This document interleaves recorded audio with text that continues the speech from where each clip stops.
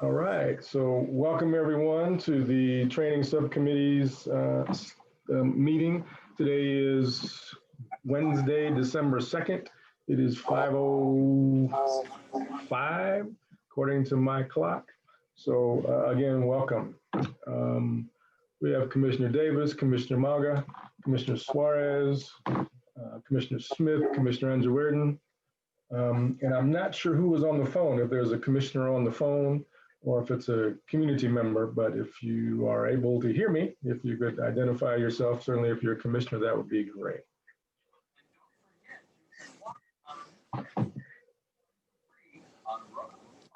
Not yet. All right, so. Hello? Yes, hello. Hello, I'm on the phone. I'm the 7164 number. I'm Beverly Hawkins. I'm the observer with the League of Women Voters. Oh, great. Thank you so much. And if you can tell me how to unmute, I will do that. Oh, I'm not sure how it works on your phone, so I'm not sure I can help you. I was told to press *6 to unmute, and I want to mute myself again, and I don't know what to do. *6 again. Okay, thank you. There we go. And Commissioner Hawkins, good to see you. So hopefully everybody had a chance to take a look at the minutes that were sent out, as well as the agenda for this afternoon.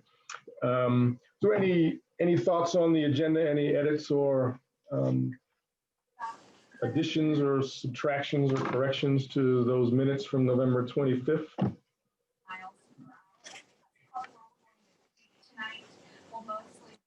I'm good with both. Thank you. Okay. All right. So then we will assume that there is Commissioner Anjewirden. Yeah, of course I do. I'm sorry to. No, go. I was having trouble unmuting myself. So just two pieces on the minutes. One, not sure. I was actually trying to review right this second, but wanted to make sure that there was strength in the need for community voices in training. I wasn't sure how much detail there was on that in the minutes. I thought that should be reflected strongly. And then the second is, and if Lieutenant Zayas is still here, she can verify this, but I believe that, I'm not sure if the way that sentence about CIT later down in the training, if it was formal CIT or Salt Lake City's version of CIT, but Salt Lake City's version of CIT is currently in the academy before they release folks out to FTO. Okay, thank you. We will make that clarification.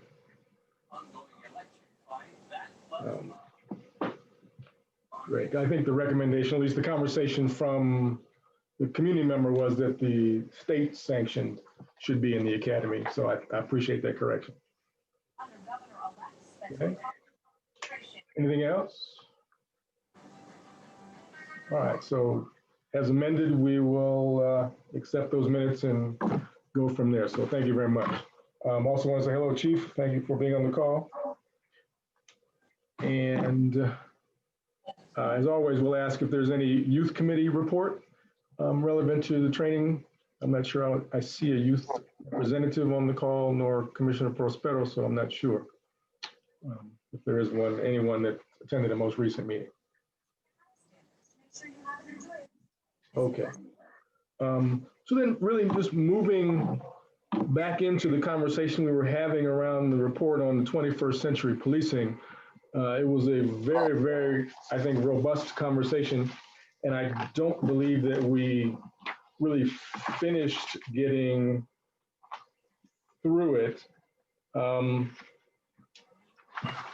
the depth that maybe we can or want to. We went through a good chunk of it, as you see in the notes from last time. And so there was a robust discussion on field training officers and questions about why they are not under the training division and why they're in, where are they? Pioneer division. But but then also how they're selected, how they're chosen, how they're evaluated. Is there any targeted recruitment for them? And the answer is no, there isn't, at least as we understand it. And so there was just a robust conversation around the field training officers. And then also, as Commissioner Andrew Weirden addressed, the specific question around how to engage and involve community members in the training, in the academy itself, within the training. As mentioned within the 21st Century Report, in several different places, it makes that recommendation.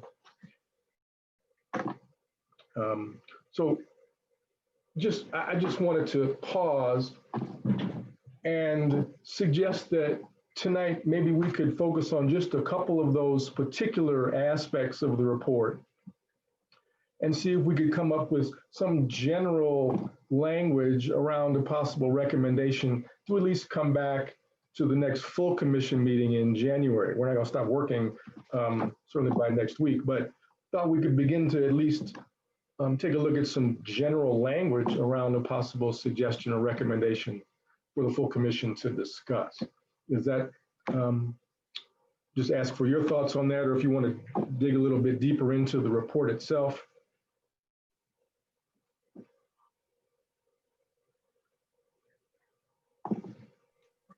Well, I think that it'd be a good idea if we could start crafting at least a beginning recommendation that we could then later on refine and take a look at other reports, other input that we get, and decide that we can refine those. So I think we should spend the time tonight talking about what we've already talked about, but developing some kind of recommendation. Thank you, Reverend. Other thoughts or suggestions? I think we ended up on 5.7. Yes. And 5.8 is the importance of officers understanding disease as an addiction. And 5.9 specifically about cultural awareness and implicit bias. And I think those are both two important areas to ensure we put into that bigger picture, right? So I want to make sure that we don't miss those. But yeah, I'm comfortable talking about recommendations, but I think those two pieces, of course, cultural awareness, we're Racial Equity Commission, so we talk about it every week. But that substance abuse piece, I think creating that empathy with officers that it's a disease, and rather than over criminalizing addiction is an important part of our potential.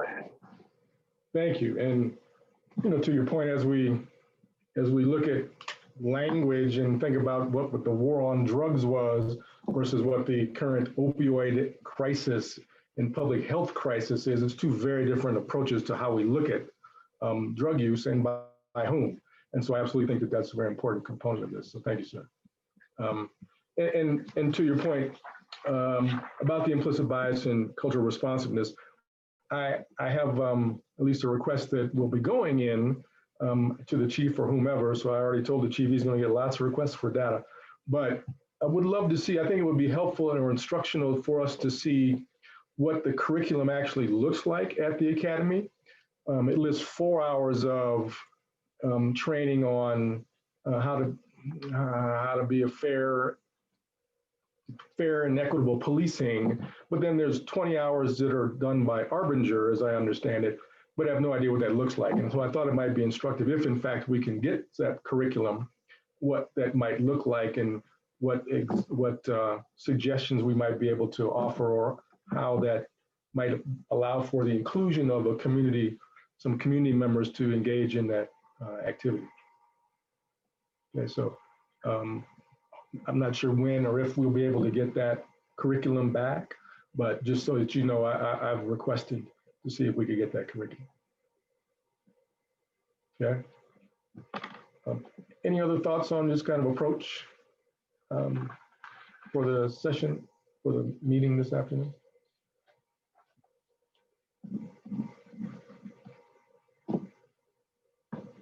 Okay. So I will assume silence is consensus with what's been put out there, that we can begin to take a look at scripting just some general language around recommendation in a couple different areas. Clearly, we're talking about community trainers at the academy. I think could be one conversation. And then secondly, field training officers, either who they are, how they're selected. There was a conversation around how do we enlarge that. And some of that might be at some point a question around budget. We can make a recommendation on the budget for the training division, because that's a component of what the commission is supposed to address, is what that budget can or should look like.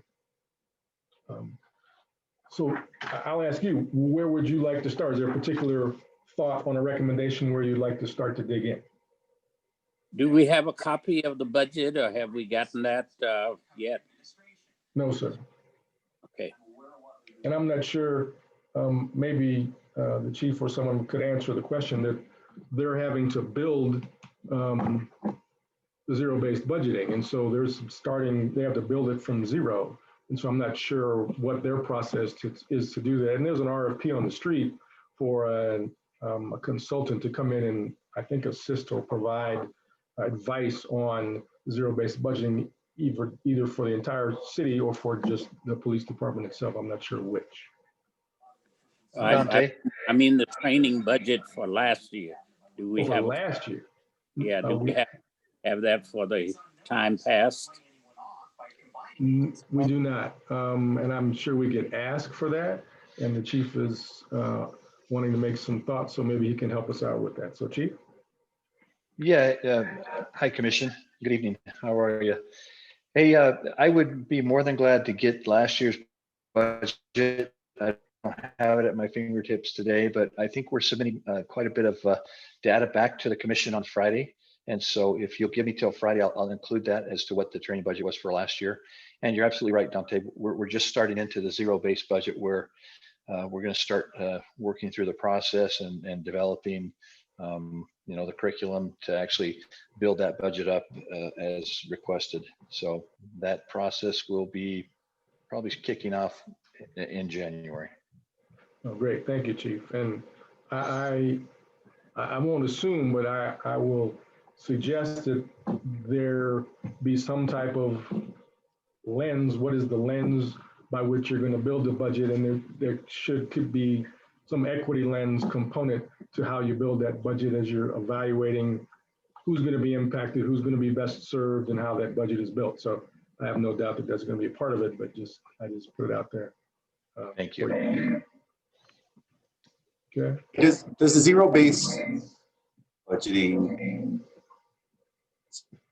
sort of zero because you have personnel costs, right? So is there a point where it starts where we could grow, or does anybody know about that process? Have you all been through that before?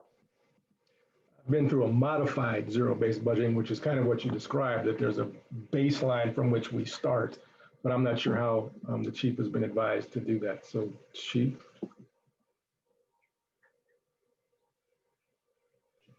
Sorry about that. I'm unmuting and bringing off video.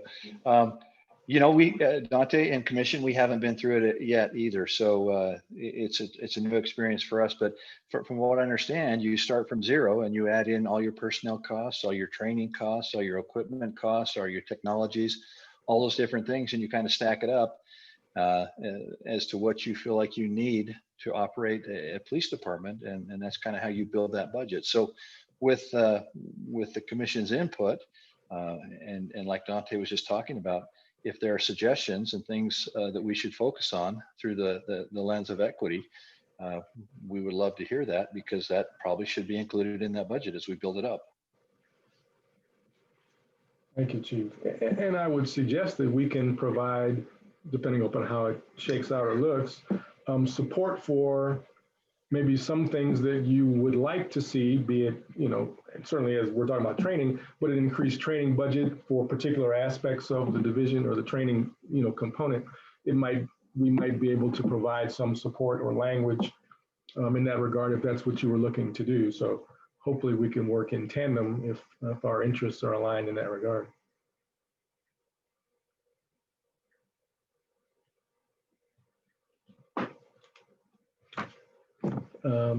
So, commissioners, there a particular component of where you'd like to start?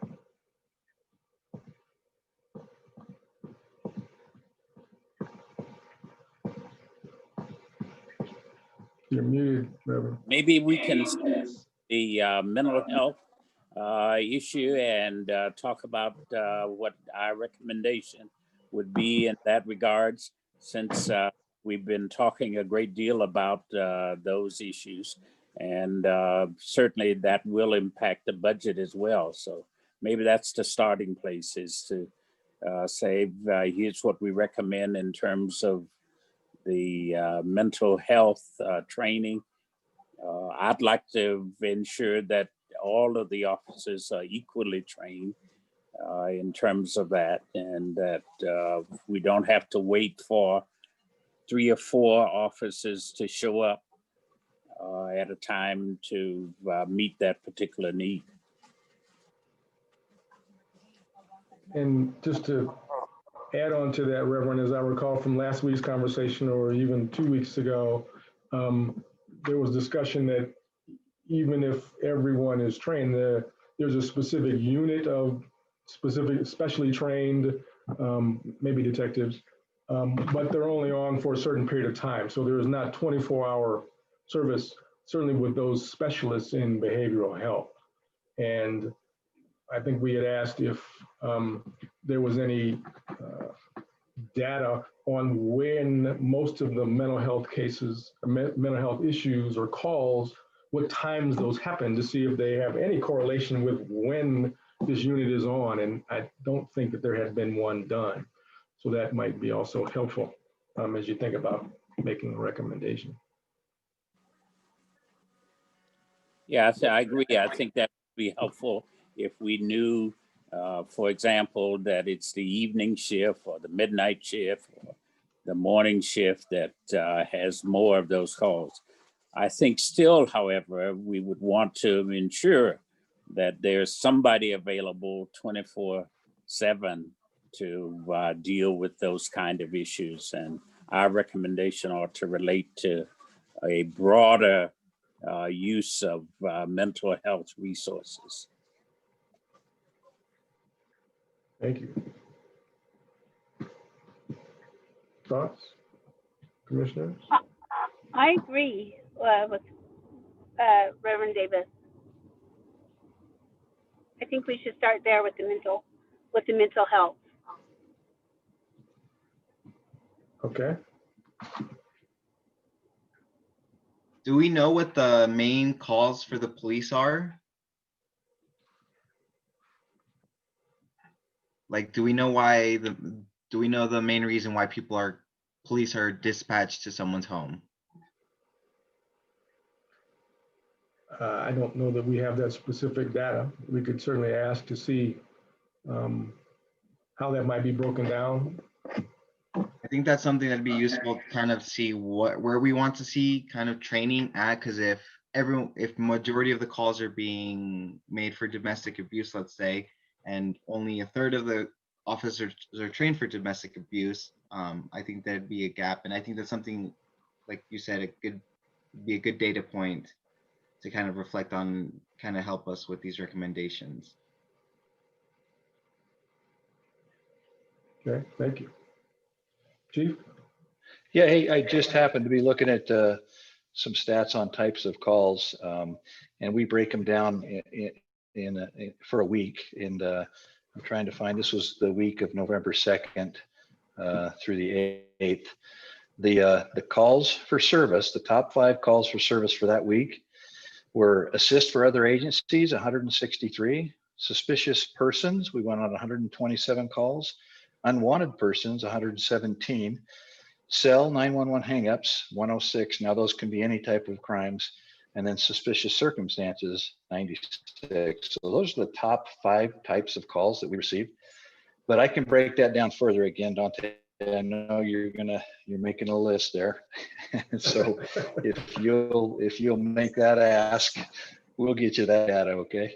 Thank you. And what did you say number 1 was?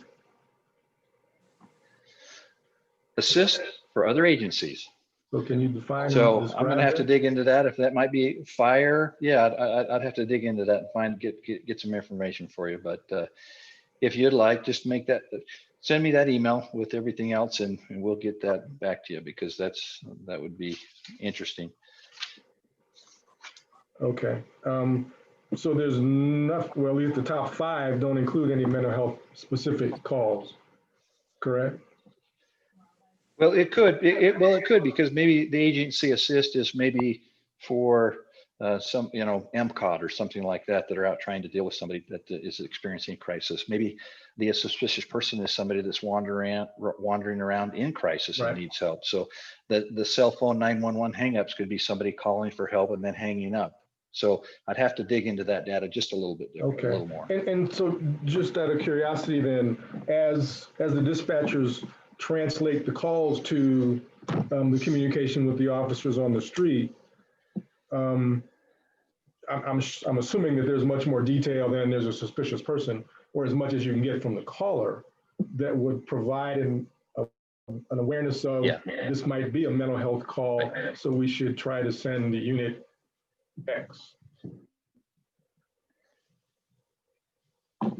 Right. Yeah. Okay. So yeah, the calls will be triaged. There'll be more information given to the officers when it's dispatched. I just don't have that at my fingertips right now. Okay. Thank you, Chief. Thank you.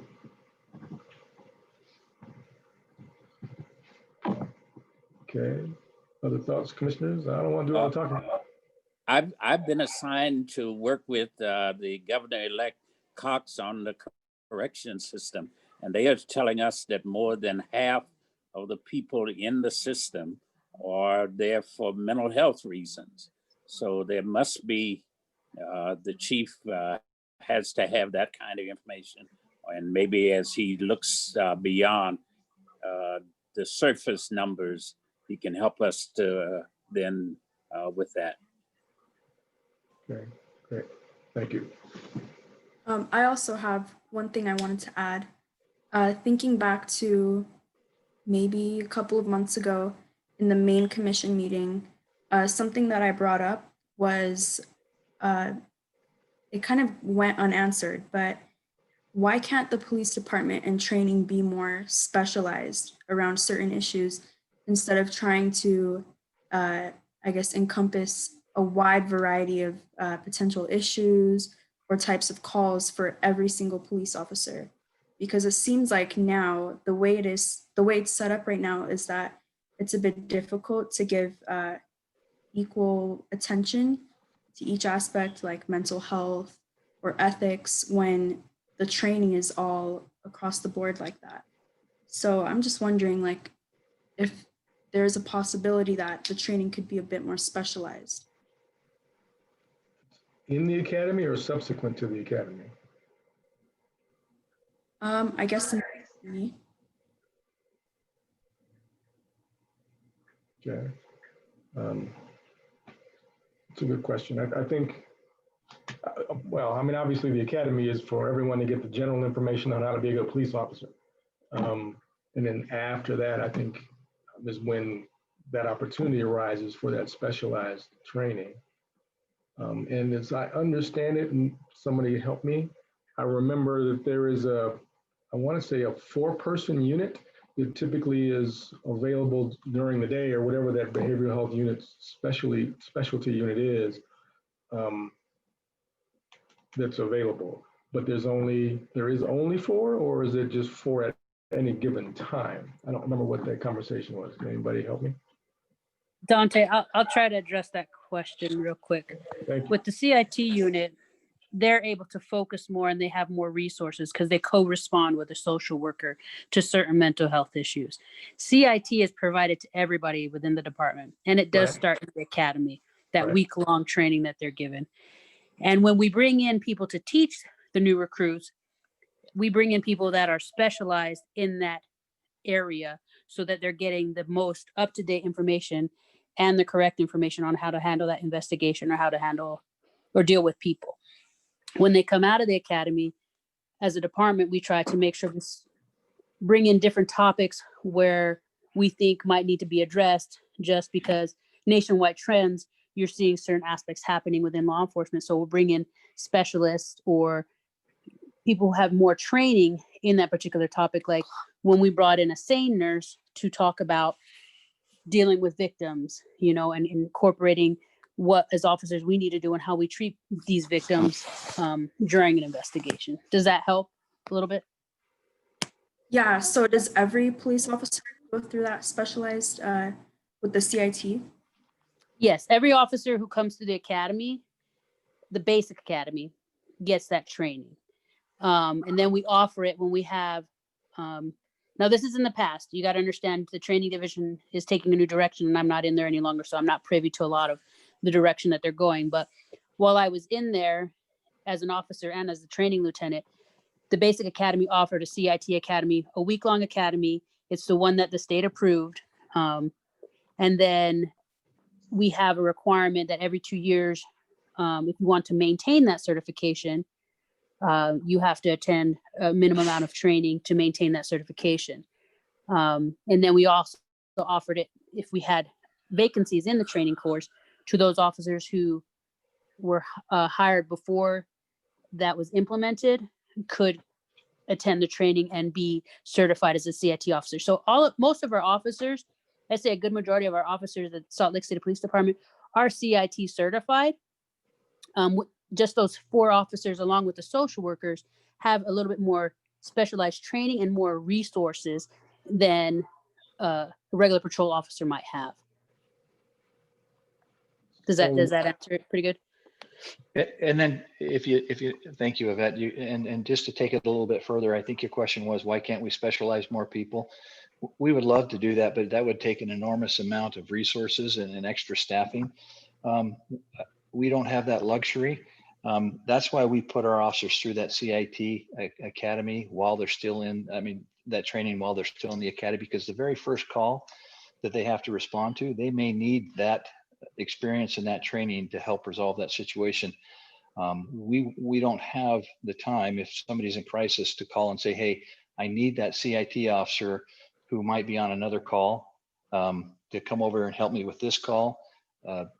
And it might be an hour, it might be an hour and a half before they can get over there. It's just, we just don't have that luxury. We train everybody with that minimum CIT training so that we can, like I say, we just don't have that luxury. The very first call they go on the day may be the call they need that experience and training. So how or when do laterals get that training? Yvette? We offer it up to those officers that are interested.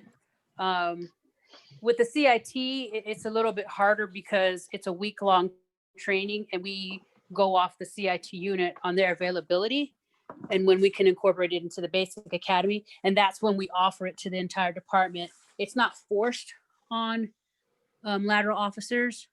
It's an option. And some officers actually come from other agencies who have already attended the CIT certification course through their agencies. Thank you. So would it be, I don't like to assume, would it be a correct statement that at any given time in a 24-hour period, that there is always going to be an officer who is CIT trained who could respond to a mental health crisis? Generally speaking, I would say yes. It's rare when you don't have either a newer officer or someone who's come in the last 13 years who's been through CIT. Because we've been doing it for the last 13 years, that it's been incorporated into the basic academy. And then when I got hired on 19 years ago, that's when they started offering it as an option. So a lot of officers were attending the CIT course. So for 19 years, Salt Lake City has been offering the CIT course, and 30 years ago, we implemented it into our basic academy.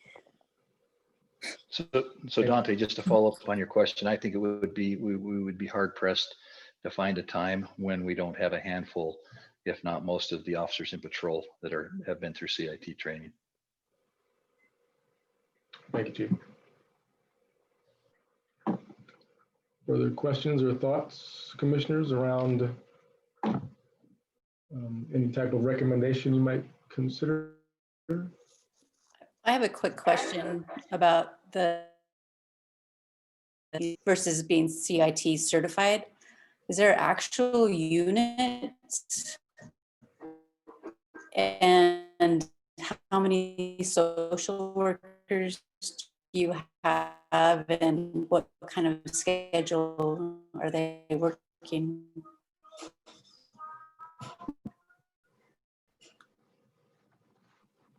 I believe we have it, but I know we have at least 3 plus a sergeant CIT office. I think we're up to 4 now because we just hired a social worker. No, we actually have 10 social workers. We have a director, and then we have, I think it's 4 or 5 LCSWs, and then we have some case managers, but they all participate, I believe, in the. And the hours, right? What's that? yeah. I know they were trying to at one point make it more like a noon to 10, but with COVID and whatnot, I think it's kind of adjusted. They're adjusting to what's happening, but they're always out on calls. When I was a watch commander, I always heard the CIT detectives taking any mental health calls where we needed assistance. They were on top of it. And just out of curiosity, are they in charge when they get to the scene, no matter what rank they are? The CIT officer or the CIT detectives? Yeah, they usually will come and, if they come into the middle of the scene, they will make sure it's safe to step in to assist and help and provide guidance however they need. They're not just going to step on the officer's toes who's handling the call, ready in progress. If they get there first, they'll get on the radio and say, hey, I'll take the initial on that call, or they'll call the officer and say, hey, I'm coming to help you guys, just so you know, help is on the way. And then Dante, what's really nice about this co-responder model and the CCC is that not only do they go out and take those calls in the field, but they also work with those that are identified that have needs.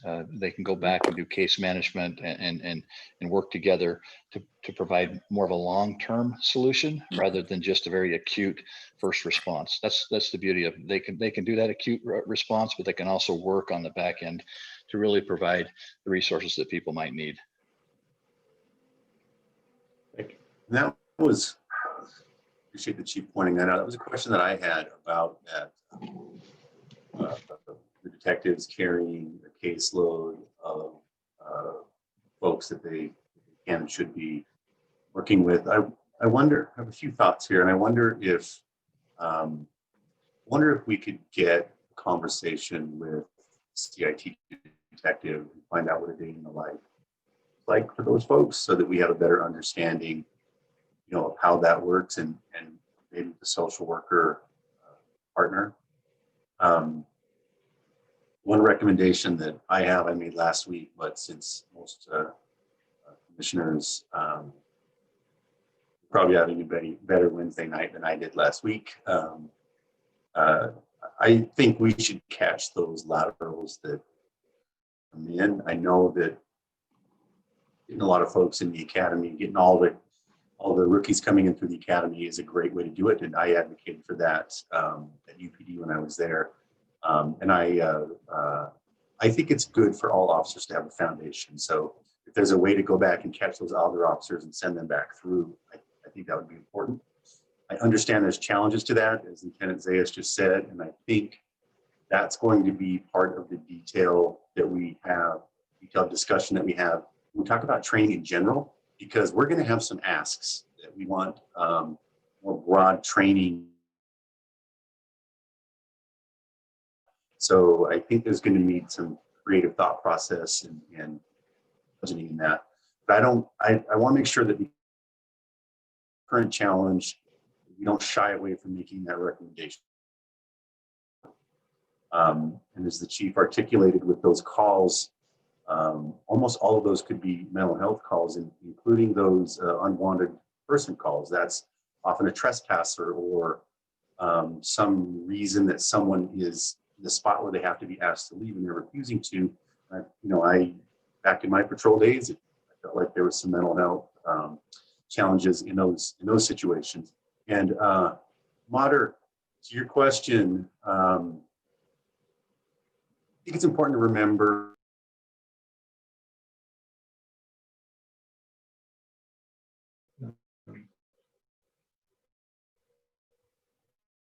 all of the officers go to. There you go. Perfect. All officers are going to go to the academy, and that's consistent training. Then the department will set priorities for what every officer in the department needs to have to be a basic police officer.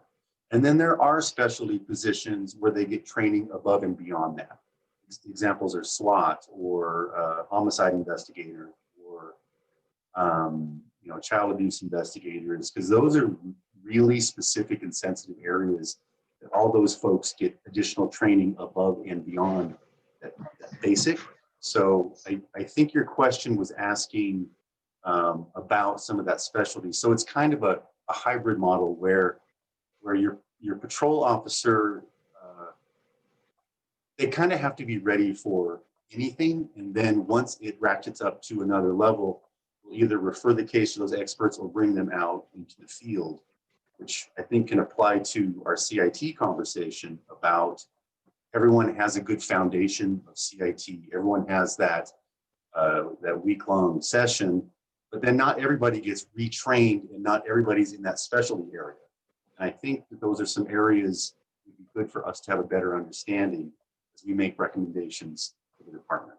So I specifically to your question, Mater, maybe others were thinking that I wanted to answer it more broadly, but I think as we come back to CIT, I'd really like to know what those detectives do and to see if recommendations about trying to expand that or get other experts in the field might make sense.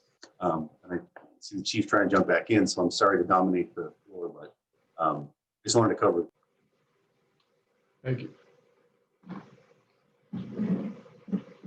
Chief, did you have something you wanted to respond to? I'm sorry, I was on mute. Yeah, I do. I was just going to say, if you haven't had the chance, and maybe the commission would, I think they would benefit greatly from having Director Jessica Waters and Sergeant Stuck and maybe some of the officers from the CCC come in and talk about the work they do. It's very impressive, the work that's going on down there. It's very forward leaning. They happen to be a training site for a DOJ training site. So they have 3 or 4 agencies from around the country come and see them or call in and to learn some of the best practices that we're doing here in Salt Lake City. So if you would like, I think that you would gain a lot knowing what they're doing down there at the CCC. Thank you. We can certainly put that on a list of who we invite to offer some thoughts to this committee. Thank you.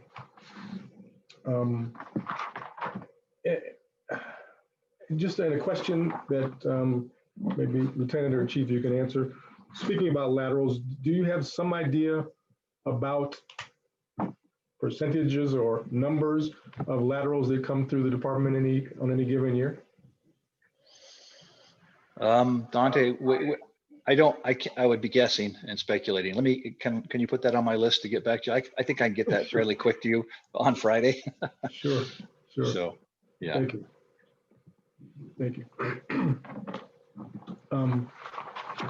Any other thoughts or questions?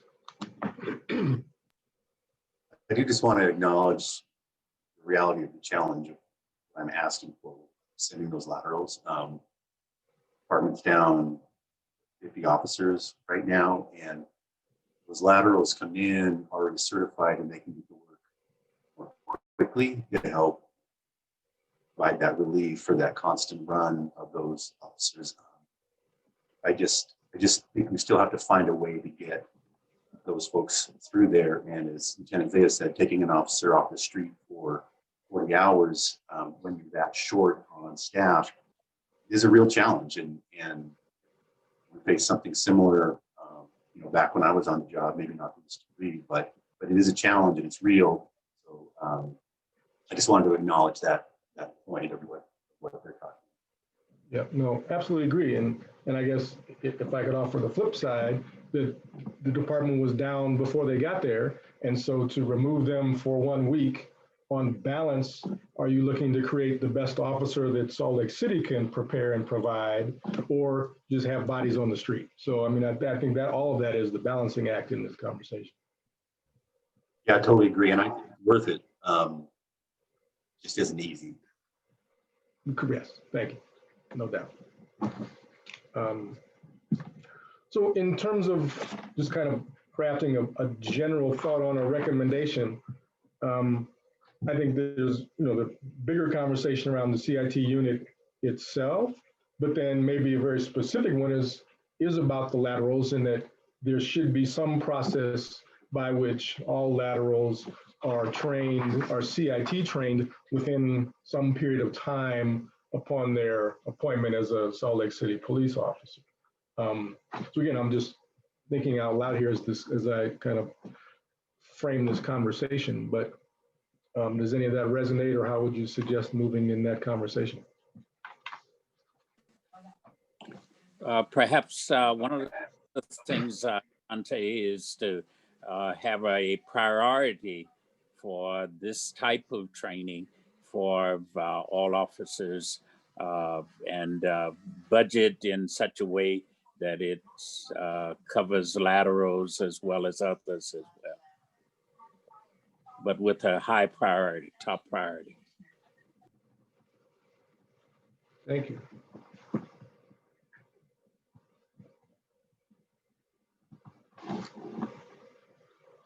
So as I wrote down, to paraphrase what you said, that they're prioritized CIT training for all officers to include laterals, and essentially figure out what that priority could be for those laterals to become trained.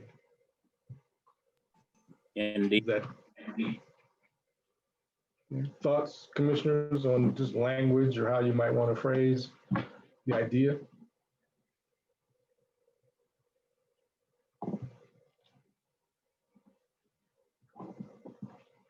I would love to hear from some of the commissioners we have yet to hear from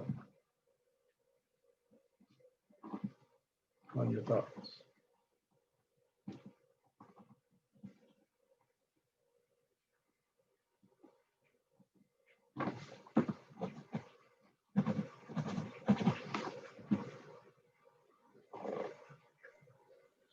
Okay. I don't want to cut anybody off. I'm leaning towards thinking it's important to expand that IT, or to expand the capacity to have those than folks that just have that basic training. I think I'd like to have a better understanding of what they do, and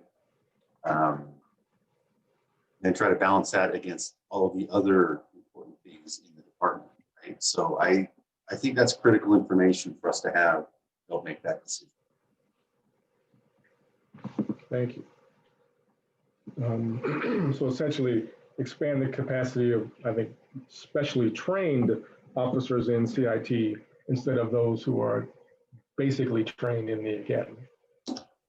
Yes, and or specific detectives potentially too, right? So there's detective response. There could be a delayed called out response. There could be an immediate field response with folks that continue with that CIT training and that retraining. So they're always fresh. And then I think in doing that, you can also get people that are best suited for that. Not all people and not all officers are good at all things. So if we have people that are the best at that and have that desire to do it, potentially rising to the top in those areas. But I don't have a good feel of what that should look like necessarily, but I would like to ask those questions and learn more about that, again, those detectives. So we should take the chief up on his offer to talk to the director and the staff there and those social workers about the work they do. Great, thank you. Thank you. I just wanted to ask real quick. I'm still trying to figure a way to, well, I'm definitely going to side with Commissioner Steve on this, because I have a sense of what I want to address and say, but I am very concerned with CIT. I know we're hearing about the data that it's an option, but why is it an option? I would like to see how many of those have opted out and not taken the CIT training, because that's very important. I mean, that's why we're here, because behavioral health, mental health, it's a big issue. It's there. I mean, even in the last meeting, I talked about my form of trauma with law enforcement as a Native woman. And the response that I heard wasn't very convincing to me from an officer, but that was my space and place to be forward, honest, and vulnerable, to express myself. And the response, so that response didn't feel comforting. So that means, okay, we need to really relook at this and how we're going to address this issue. So, so right now I really haven't said anything yet, because I'm still being observant and just hearing out all the factors before, you know, giving my 2 cents. But this right here is my 2 cents of just, you know, listening methodically and carefully. So I just wanted to add that. Thank you for your voice, Commissioner. Much appreciated. Much appreciated. Other thoughts?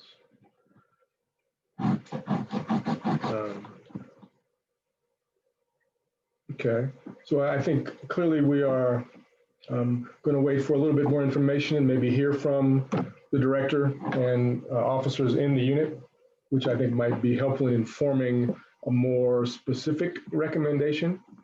But I think generally we've landed on the idea that this needs to be prioritized for all officers, laterals included.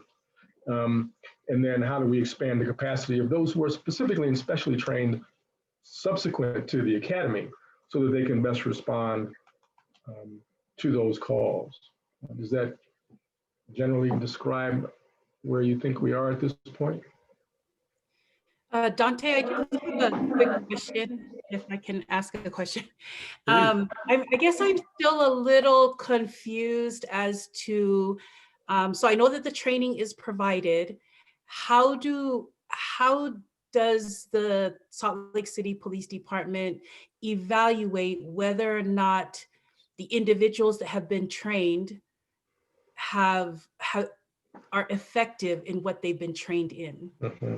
That's a great you know, are you able to look and see that we've responded to 25% of calls that were mental health, and in that 25%, officers followed these particular things that they were trained in the process, and however way that works, and we were successful in doing this? And so I'm still not connecting the training to the actual success and the actual outcome. So I'd really like to know more of that. That's a great point. Thank you. And I don't know that to your point, I think we mentioned this, you were discussing this last week. I don't know that we've specifically heard how the evaluation connects to the training component that the officers have received.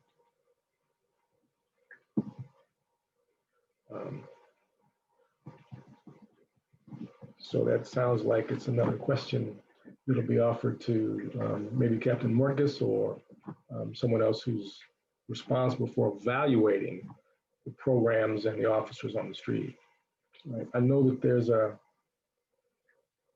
they mentioned, I'd have to find it in my notes, how the daily observation report, this is for the recruits in the FTO program. So that's very different. Although certainly the recruits are going to run into mental health calls probably from the time they walk out the door of the academy. So maybe be able to see how some of that evaluation happens even just right out of the academy. So we could certainly see if we could find that information separate from what does it look like for someone who's been out 5 years, and assuming they've come back to recertify, what is that What does that look like? But I think to Commissioner Smith's point, how many opt out of coming back to recertify? I think is an important question.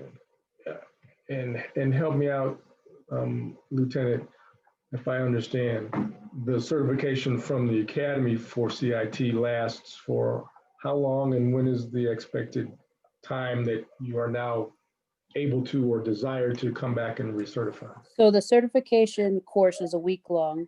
They're evaluated through scenarios where there's an evaluator grading them, and they also have to take a written test that they successfully have to pass. And they're given, I think it's 2 years every 2 years they have to maintain their certification. And did I understand you to say that it's optional at that point to recertify? Correct. Okay. And so is there any data on how many folks have recertified over the 19 years it's been happening? I don't know that. The CIT coordinator, which is Sergeant Stuck, he actually has that information because I had reached out to him about that before while I was a training lieutenant. Thank you.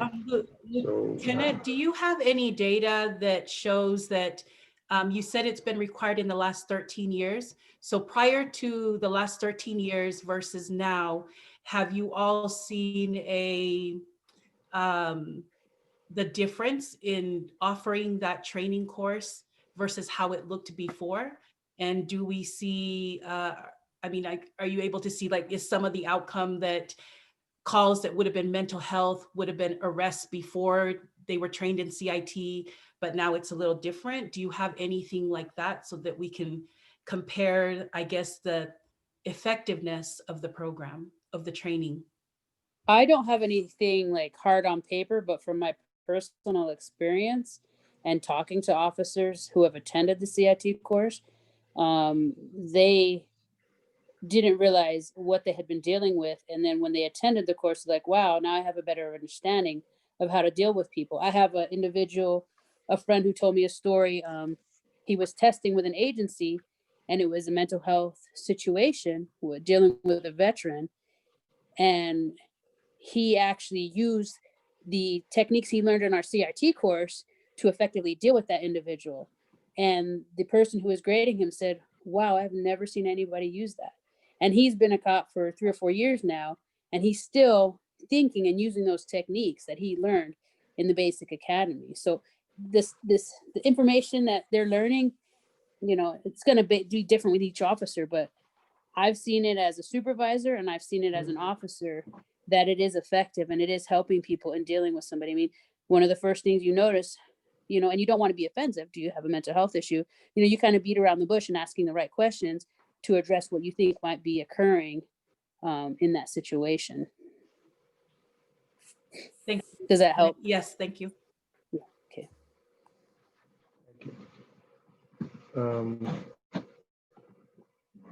So kind of back to my question, is that kind of frame where we are, certainly with respect to Commissioner Kiley's request to determine how the evaluation process actually happens, and getting data on what percentage of officers that have been on the street for, say, 8-10 years are actually recertified in CIT. I think those are two very important questions to this conversation. But just broadly, are we essentially describing kind of what our suggestion was in how to prioritize this to include laterals, and then expanding that capacity? And depending upon the data we get back, maybe requiring recertification. That depends on what that number look like, certainly. But I think that's also important. And then how do we evaluate? How is their evaluation happening? Does that kind of frame where everyone is at this point? I see a thumbs up over there. Works for me. All right. Okay, thank you. Part of the evaluation process perhaps would help us to understand better the need for recertification, so that if we evaluate and discover that people are not uh, not using the training very well, or if it's not being applicable to the cases, then maybe there's no need for recertification as often for some people as there is for others. Mhm. Just a thought. Yeah, no, absolutely. I think the evaluation will tell us how well it is actually continuing to be captured and digested in the work that goes on. So, no, absolutely. Okay, so I want to pause and go back up to on the agenda any report from the youth committee, since some of the youth commissioners, youth committee members, commissioners have joined us subsequent to the first question. So I just want to pause and go back and see if there's any report from the youth commission, youth commissioners, sorry, related to training. I think everything we talked about in our meeting on Saturday was already covered here. Just more questions about what the training looks like, who's training what, and yeah, I think that's mostly what we discussed on Saturday. So we've got it covered. Great, thank you, thank you, thank you. So stepping into possibly the next discussion in general framework for another recommendation discussion, I would suggest the conversation has been more deeply around community members in the academy and the field training officers, two separately. So is there one in particular that the commission would like to spend the next 25 or 30 minutes fleshing out?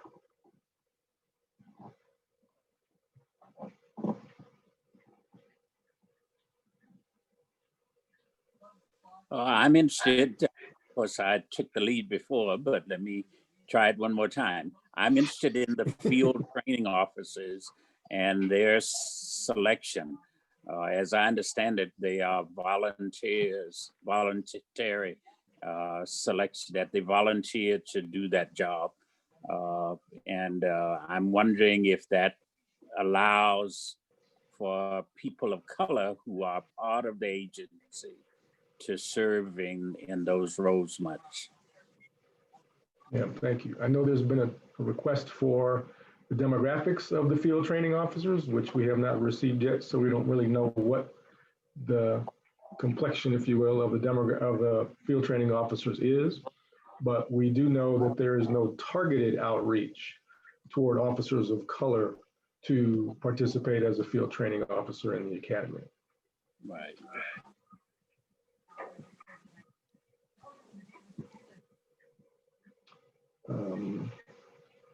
Other thoughts from commissioners, FTOs, or community members, or something else?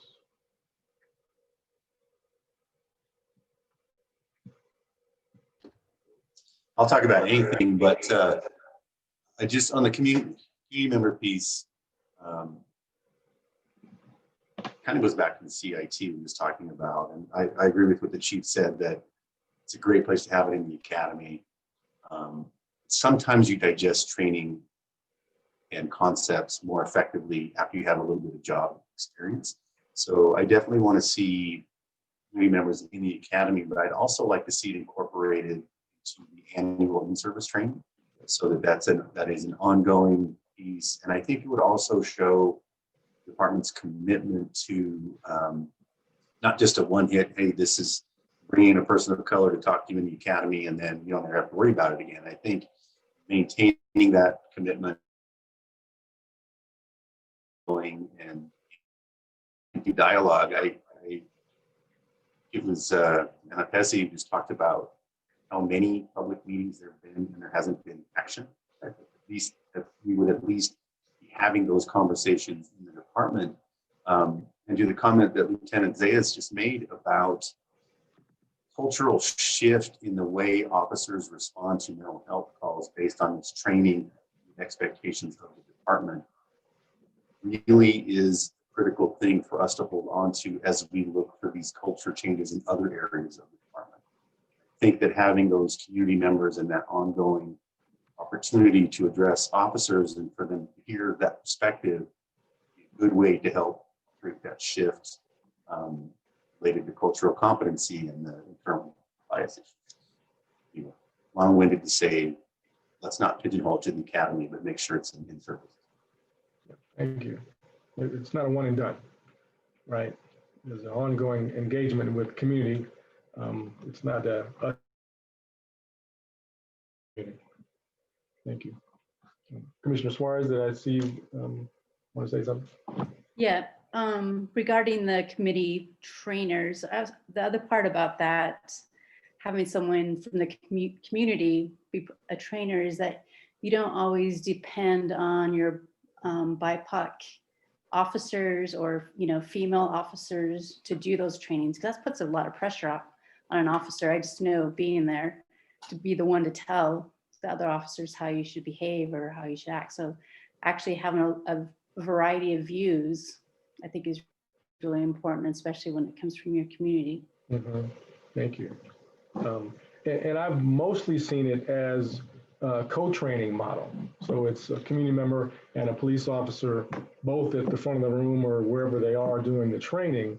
So it's not just that community member who can be ignored on some level, but there's a police officer also co-training with that community member. So there's that connectivity.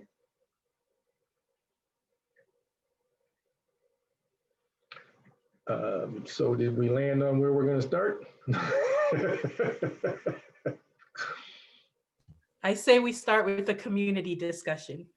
All right, thank you. That's 2 or 3. So why don't we start there? So what does that mean? What's the big general statement of what we would like to see as it relates to community in training, not just in necessarily the academy, but in training for the police department? Because as I recall currently, and no disrespect to the lieutenant, but her usage of the term community related to the consultant that they brought in to train in the academy versus an actual community member from the Latinx community, from the Black community, from the API community. So it's a very different selection of terminology or description, I guess, definition. So just want to clarify what it is that we are talking about when we talk about community member.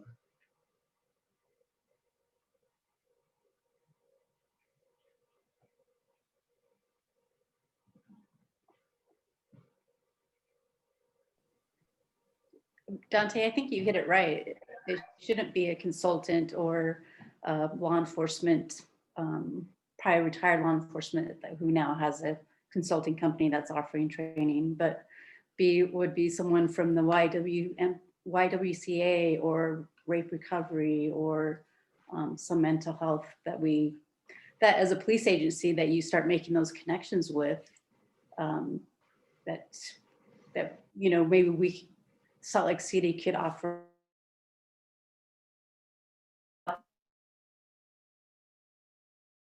so that it's not just a one-way street. Great, thank you. Can I just clarify that it was a sane nurse, so she had no, she wasn't retired law enforcement and everything. She works for, I can't remember the name of the organization now, but we felt that was something that would be beneficial to the police officers because she is a civilian, and helping us deal with victims and giving us a different perspective on how we can do our job better. Thank you. This is specific to CIT that you're describing, right? No, I'm talking about the same nurse that we brought to in-service training. So she trained the whole department last fall.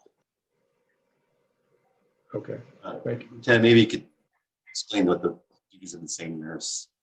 Sexual assault nurse examiner. There's a group of nurses that will respond to sexual assault victims and actually do the examination, and then provide that information for law enforcement to continue the investigation. But she was giving us a different perspective from a civilian's point of view on how we need to interact with victims and making them feel safer and feel better, about them just being victimized. She kind of helped us to remember to be human in our interaction, even though we had an investigation that we still had to do. It wasn't about that per se, but it was about that individual we were helping.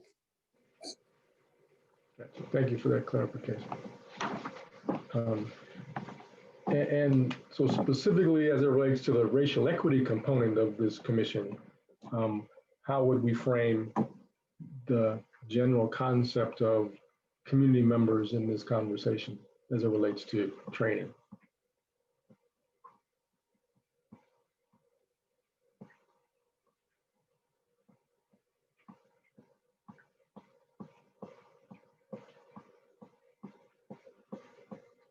And again, I think we have to take a look at what the curriculum is that the Academy has. As we mentioned, we're going to try to get some of that curriculum for the I forget the title, fair and something policing, and what Arbiter does, which I don't know what the title of that is, but that might be helpful. Commissioner Andrew Wood? Yeah. I think that co-training model is a good idea because I think that community perspective can really help in that conversation with officers to ensure that the issues that they're addressing are more broad. And it can help, as I've suggested previously, where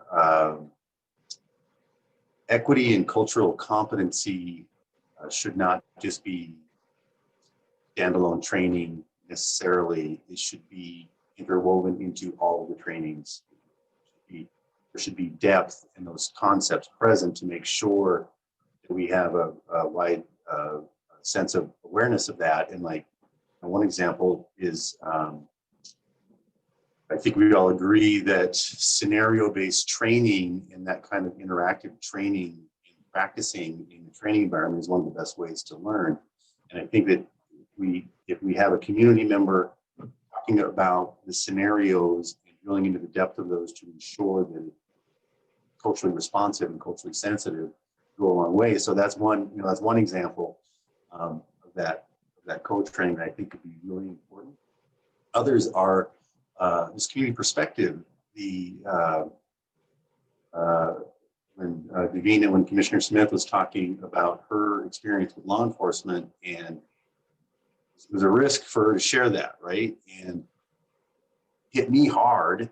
And I try to be progressive in law enforcement, but that awareness of the impact the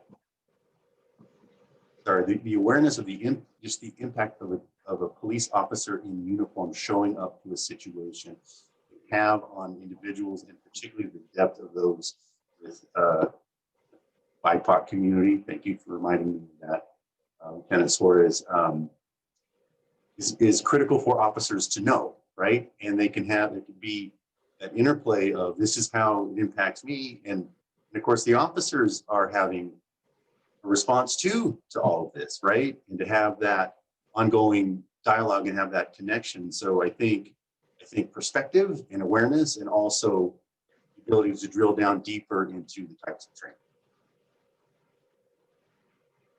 Thank you.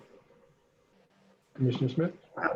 I think language, the way we word circumstances or issues is very important. One thing I try to do and be careful and mindful of in the work I do is I work with a lot of, right now, missing, murdered Indigenous women, bringing that awareness here in the state of Utah. So I do work with law enforcement across the state here in Utah. And the one thing I've seen is that a number of our law enforcement don't realize that we have 8 tribes in the state of Utah. And so I have to go and educate that and let them, inform them that we're not all the same. Overall in the United States, we have over 570 tribes, and we're not all the same. Our languages aren't the same. Our culture isn't the same. And so it's very different. So I think of that when I also engage with other BIPOC communities, the Latinx community, the Pacific Islander, Polynesian, Black communities. They're all different. And so for me to be conscious and aware of that, I mean, over the holiday, I had to basically, make a meal that wasn't of my culture. And so I wanted to be mindful and careful of that. So everything like that we implement in the work that we do, because once we get to that place of that first step of trust is one, understanding that community, understanding their background, understanding where they come from. Like I said, I can't be comfortable with an officer who pulls me over that's white, because I know I'm gonna get terrified or frying up or just freeze, because I don't, it's just history. So, but if a person came up to me and said, hey, there's forms of different forms of conversations or how we engage everyone, right? And so, but I think most importantly, knowing that here in Salt Lake, we're a diverse community. We have different community backgrounds. And so my next door neighbor could be from the Ute Nation. And so I would like to know more about that. So I think just we need to re-dissect how we conversate with each other. That's like restorative practices. Restorative basically came from tribal nations where we all come from. We sit down together and iron out a situation and restore that community. And so I know Lieutenant Zayas was talking about a civilian nurse, but that nurse doesn't know my background just as much as I know the next person of color. So I think that's where we need to really dissect and how the word is used, how we basically rechange our wording in involving more diverse words in that conversation. Thank you, Commissioner. And to your point about language matters, this is just my, maybe just personal to me, but the idea of cultural competency doesn't work for me, because by definition, if I'm competent, then that means I'm pretty much done with needing to learn anymore. As opposed to, we're raising cultural consciousness, cultural respect, as Commissioner Andrew Worden described it, cultural humility. How do we really infuse that into the training? That there are ways of doing and being that aren't mine, but they're certainly worthy of my awareness and respect. And how do I continue on that journey of learning what I don't know? And I think language matters. And just because I got my certificate that says I'm now culturally competent doesn't make it true. And so what do we do? How do we address that? I think one of the things that we should be thinking about, or as we're having this conversation, is that as we discuss training and engaging community and more specifically communities of color, that we really need to look at community members being part of every part of training. So what I mean by that is that they should also be able to review curriculum. They should be able to review what kind of training is actually being offered that would really impact the communities that we live in. And so it's not just having a trainer there that's of that community, but being impacted in being part of every piece of the training, from the curriculum that is chosen to the training that is chosen to who is doing the training. And so if it becomes a true partnership of engaging community, the community needs to be engaged in every single level. That's beautiful, thank you. Nothing about us without us is the saying, right? So in the model I was describing of co-training wasn't because somebody from the community just comes in and trains somebody else's curriculum. That's not what I meant at all. But there was, in fact, a co-authoring of what that curriculum is, and a true co-engagement in how that is done, created, co-created, and then co-presented. That's what I'm talking about.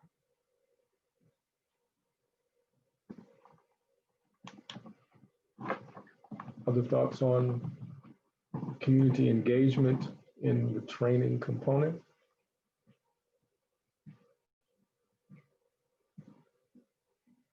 And well, I'll tell you what I've seen is literally the police department put out kind of an RFP, but it was a very targeted RFP to different communities, because there are members in the communities that do this work.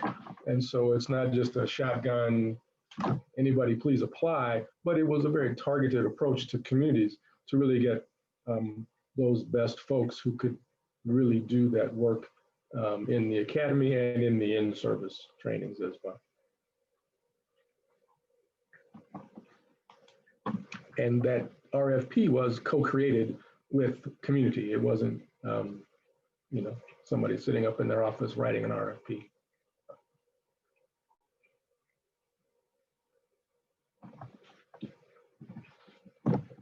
So we broadly have a recommendation that there would be community members in maybe not all components of training, because that probably doesn't fit, but just within training broadly from the academy through in-service, that would require and expect that there is a co-creation of some of that curriculum with those community members. Is that fairly stated? There's a thumbs up. Anything I'm missing? Okay. All right. Wonderful. And again, there'll be more, hopefully more information we'll be getting based on some of the requests for data that we've asked for. I don't want to jump into another segment just yet. I'd like to take a couple of minutes and offer the community members who may be on the call opportunity to offer their thoughts on this evening's conversation, or just broadly on the commission's work.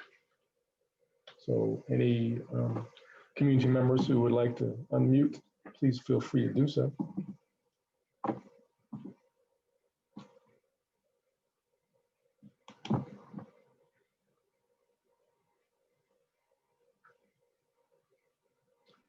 Okay, apparently we have dazzled everyone, so that's a good thing.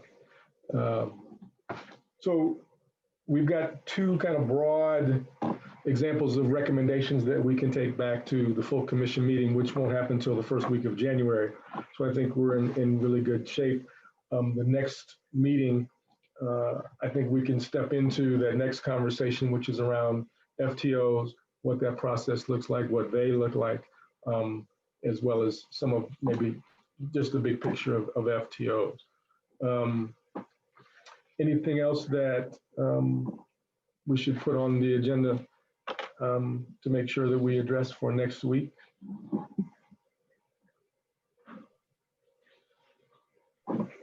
Not for the agenda, Dante, but I'd like to recommend that everybody would read chapter 5 of Standing Up for Utah's Needs report. And I believe everybody was sent a copy of that. Coletta has it in, and I believe she sent it to everybody. So chapter 5 talks about personal security here in the state of Utah for 2020. And maybe there is, those 10 pages can be helpful. Thank you, Reverend. Thank you. And before we get off, I also want to, I was sent an email of an organization that is a nationally known law enforcement training organization that is under question, if you will, by folks around the country because of some of the information they put into their training document that was supposedly riddled with falsehoods, called Black Lives Matter Movement, a terrorist organization that was willing and ready to overthrow the government, all kinds of things. And so just my general question, and I'm going to send the article to each of you, maybe we can discuss next week if necessary. But my general question, either to the chief if he's still on or to Lieutenant Zayas, the organization is called the International Law Enforcement Educators and Trainers Association. And apparently many police, I'm not familiar with it, but many police departments utilize its material, its training material and processes. And so I just didn't know if anyone was familiar with it and if there's any relationship or engagement that Salt Lake City Police Department has with this organization, the International Law Enforcement Educators and Trainers Association. I don't know if Captain Mordegos has made any contacts with that association. I'd never heard of it until now, so. Okay. Thank you. I was, again, just curious. But I will forward the article to you and Lieutenant, I'll send it to you and the chief as well. Okay, awesome. Great, thank you. Okay, being respectful of your time, any final thoughts, questions, comments, concerns, weddings, divorces, babies, anything going on that we should know about? Hopefully everyone had a phenomenal Thanksgiving, or just opportunity to be thankful and have that time for reflection. Well, I think we've started a good process this evening, and those 2 items that we've come up with as recommendations can be refined later, but I think it starts a good process. So I hope we can continue to develop other ideas as well, recommendations. Thank you. I think it's a lot got done this evening. So hopefully it feels like there is movement, because that was a lot of the conversation initially was that didn't really feel like we're making progress. So hopefully this feels like we're making progress with some recommendations and the ability to have a conversation around budget and other kinds of things. I thank you for your work and your engagement in this. I thank for the community members who are here interested in this work. Thank you, Police Chief Brown and Lieutenant Zayas, much appreciated. And if that's everything, we will then see you next week. We'll get the minutes to you as well as the agenda for next week, and hopefully continue this great conversation and this great work. All right. So thank you very, very much, and be safe out there.